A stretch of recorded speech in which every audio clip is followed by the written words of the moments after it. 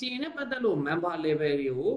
knowledge အနေနဲ့ပြောရမယ်ဆိုလို့ရှိရင် ACCA စပြီးဖြည့်နေတယ်ဆိုရင် register လုပ်လိုက် student member ဖြစ်ပါတယ်သူက exam တွေအားလုံးဖြည့်ဆိုရပါမယ်ဆိုတော့ခုနကကျတော့ exam ကအားလုံး73ပါတာ plus 1ပေါ့13 plus 1 plus 1ဆိုတာက EPS module ethic module ကိုပြောတာဖြစ်တယ်ဆိုတော့ဒီ exam တွေအားလုံးပြီးသွားလို့ရှိရင် affiliate လို့ခေါ်ပါတယ်အဲ့ဒီ affiliate မှာ relevant experience 3နှစ်လည်းယူပြီးသွားပြီ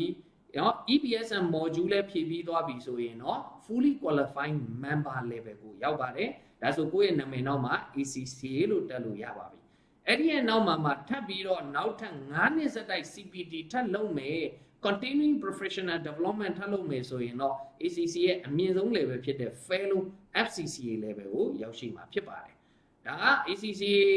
ကျောင်းလေးလာမဲ့ကျောင်းသားတယောက်အနေနဲ့ဘယ်လောက်ကြာမလဲဆိုတာကတော့သူအချိန်ယူတဲ့ပုံမှာမူတည်မယ်လို့ဆရာရှင်းမှလည်းပြောခဲ့ပြီးသားဖြစ်ပါတယ်။ဥပမာစပြီး student မှာကလေးကသူဘယ်လောက်အချိန်ယူမလဲ။ပြန်ပြန်အားဖြင့်တော့ကျောင်းသားတွေဒီ2နှစ်ခွဲ3နှစ်လောက်ဆိုရင် ACCA ကိုပြီးမြောက်ပါတယ်။အဲ့ဒါပေမဲ့ကိုဖြည့်တဲ့ပုံမှာမူတည်ပါတယ်။ဥပမာ73ဘာသာရှိတဲ့အတွက်6လတစ်ခါကိုတစ်ဘာသာပဲဖြည့်နေမယ်ဆိုရင်တော့သူဒီ6နှစ်ခွဲเนาะဒီလောက်ဝင်းကျင်ကိုကြာသွားမှာဖြစ်ပါတယ်